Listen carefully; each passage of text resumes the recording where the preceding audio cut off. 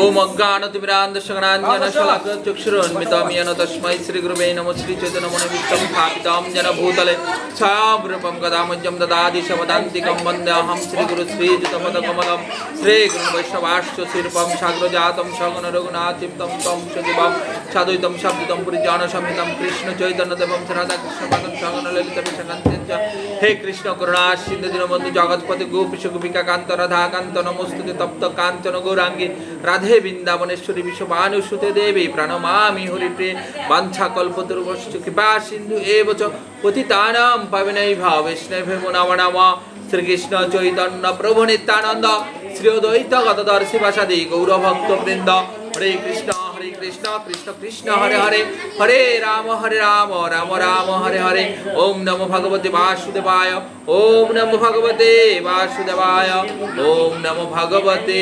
वासुदेवाय हरे कृष्ण आज के আমরা পাঠ করব আমরা এখন মেসি মেসি আমরা এখন ধর্মের দিকে নাই মেসির দিকে আছি আজকে পাঠ হবে জ্ঞান যুগ থেকে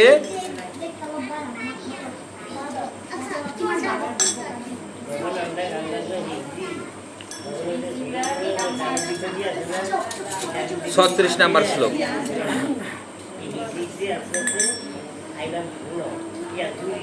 অপি চদস্যি পাপৈভ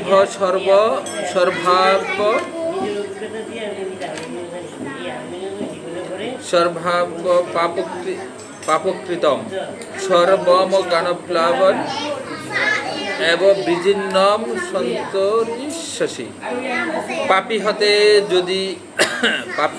পাপী যদি হয়ে থাকো তুমি তথাপি জ্ঞানের পুতে করিবে আপনি তুমি যদি সমস্ত পাপীদের থেকেও পাপিষ্ঠ বলে গণ্য হয়ে থাকো তাহলেও এই জ্ঞানরূপ তরুণীতে আরোহণ করে তুমি দুঃখ সমুদ্র পার হতে পারো। এখন আমার প্রশ্ন হচ্ছে আমি যাদের উদ্দেশ্যে পাঠ করতেছি তারা কি শুনতেছে? ভগবানের উদ্দেশ্যে করতেছো না, এটা ভগবানের বাণী ভক্তদের উদ্দেশ্যে পাঠ করতে হয়।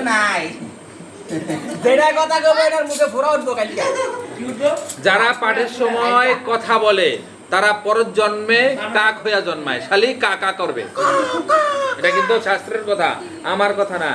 ভাগবতীয় আসরে যারা যেখানে ভগবানের মহিমা পাঠ হয়, ভগবানের মুখ নিঃসৃত বাণী পাঠ হয়, ওইটা কি হয়? ভাগবতীয় আসর। সেই ভাগবতীয় আসরে যদি কেউ কথা বলে, এখানে ভক্ত হয়ে বিনম্র চিত্তে শ্রবণ করতে হয়।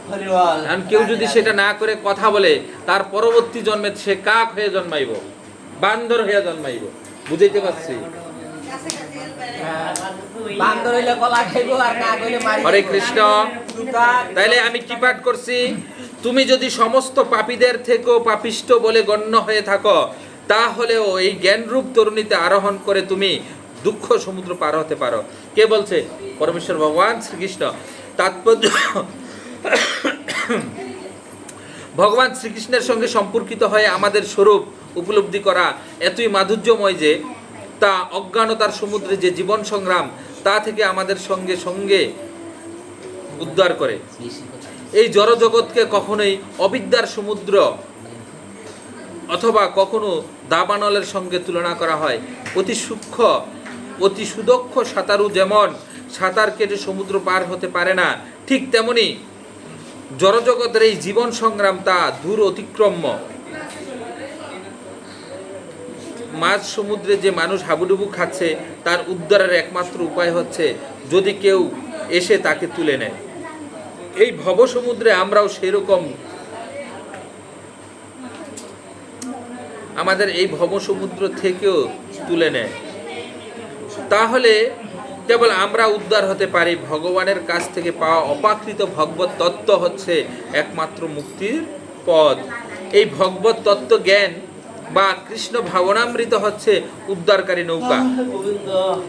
মুক্তি লাভের এই পথ অত্যন্ত সহজ, সরল ও মাধুর্যে পরিপূর্ণ। আমরা কি কয়জনে করি? হরে কৃষ্ণ।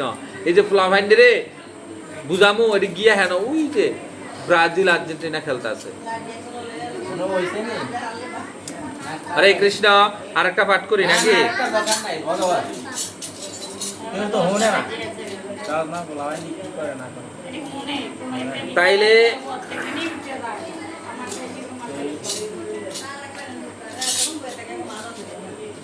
হনে না কিছু না।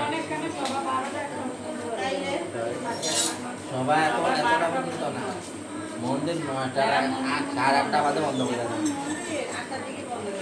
মলিনে মোচনং পুংসাম জলস্নানম দিনে দিনে সকৃত কীর্তমৃত স্নানম সংসার মলনাশনম। প্রতিদিন জলে স্নান করে মানুষ নিজেকে পরিচ্ছন্ন করতে পারে, কিন্তু কেউ যদি ভগবদ গীতার গঙ্গা জলে একটিবারও স্নান করে তাহলে তার জড় জীবনের মলিনতা একেবারে বিনষ্ট হয়ে যায়। হরে কৃষ্ণ কৃষ্ণ কৃষ্ণ হরে হরে, হরে রাম রাম রাম হরে হরে। এই প্রভু দাঁড়ায়া গীতার 18টা অধ্যায়ের নাম বলো। দাঁড়াও। এই, কি কইছিস? হ্যাঁ। কে? গরমে গাদু গুদু কইতো না। আবাল আবাল